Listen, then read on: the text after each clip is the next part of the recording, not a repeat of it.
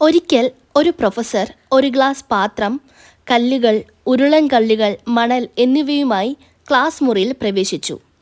അദ്ദേഹം എന്താണ് ചെയ്യുന്നതെന്ന് വിദ്യാർത്ഥികൾക്ക് രസകരമായി തോന്നി. ആദ്യം കൂടുതൽ ചേർക്കാൻ കഴിയാത്തത്രയും കാലം അദ്ദേഹം പാറയുടെ ഭാഗങ്ങൾ ഭരണിയിൽ നിറയ്ക്കാൻ തുടങ്ങി. അദ്ദേഹം വിദ്യാർത്ഥികളോട് ഭരണി നിറഞ്ഞോ എന്ന് ചോദിച്ചു. എല്ലാവരും അതെ എന്ന് തലയാട്ടി. എന്നിട്ട് അദ്ദേഹം ഭരണിക്കുള്ളിൽ കല്ലുകൾ ഇടാൻ തുടങ്ങി. അത് ചെറിയ വിടവുകളിലൂടെ അകത്തേക്ക് പോയി. പാറകൾക്കിടയിലുള്ള ഒഴിഞ്ഞ സ്ഥലങ്ങളിലേക്ക് കല്ലുകൾ കടക്കാൻ അനുവദിക്കുന്നതിനായി അദ്ദേഹം ഭരണി കുലുക്കി. അദ്ദേഹം വിദ്യാർത്ഥികളോട് അതേ ചോദ്യം ചോദിച്ചു. അവർ വീണ്ടും ഭരണി നിറഞ്ഞു എന്ന് പറഞ്ഞു. ഒടുവിൽ അദ്ദേഹം മണൽ ഭരണിയിലേക്ക് ഒഴിച്ചു. അത് ചെറിയ വിടവുകളിലൂടെ കടന്നുപോയി ഭരണിയിൽ നിറഞ്ഞു. ജീവിതത്തിൽ മുൻഗണനകൾ നിശ്ചയിക്കേണ്ടത് ഇങ്ങനെയാണെന്ന് പ്രൊഫസർ വിശദീകരിച്ചു. പാറ നിങ്ങളുടെ കുടുംബം പോലെയാണ്, കല്ലുകൾ നിങ്ങളുടെ കരിയർ പോലെയാണ്.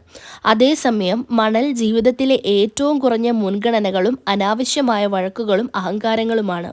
ആദ്യം ഭരണിയിൽ മണൽ വിതറിയാൽ അത് എളുപ്പത്തിൽ നിറയും. കല്ലുകൾക്കും ഉരുളൻ കല്ലുകൾക്കും ഇടം നൽകുകയില്ല.